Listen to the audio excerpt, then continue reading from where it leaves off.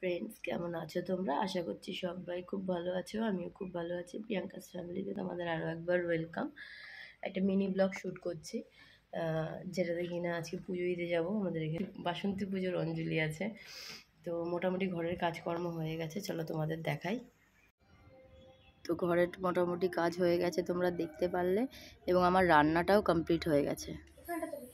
তো পুজো দিতে যাওয়ার জন্য আমি রেডি হয়ে গেছি একদম, এখনই বেরোবো।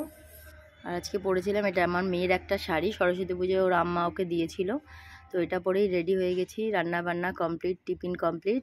তো আমি একাই গেছিলাম পুজো দিতে, নবমীর অঞ্জলি দিতে আর কি।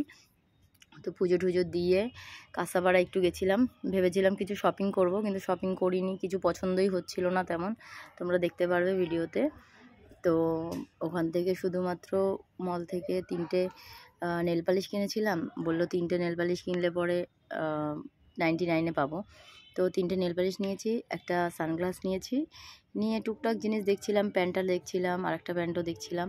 তো ভালো লাগছে না খুব একটা। তো তারপরে ওখান থেকে এসে রাত্রিবেলা আমাদের এখানে পুজো দেখতে গেছিলাম 11 নম্বরে। তো পুজো টুজো দেখে এসে রাত্রিবেলা ঘুমিয়ে পড়েছি। তো ভিডিওটা কেমন লাগলো অবশ্যই আমাকে কমেন্ট করে জানিও।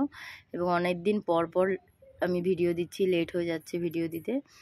তো যাই হোক, আমার পাশে থেকো, সাবস্ক্রাইব করো, ভিডিওটা ভালো লাগলে লাইক কমেন্ট শেয়ার করে দিও। তো আজকের মতো টাটা, দেখা হচ্ছে নেক্সট কোনো ব্লগে।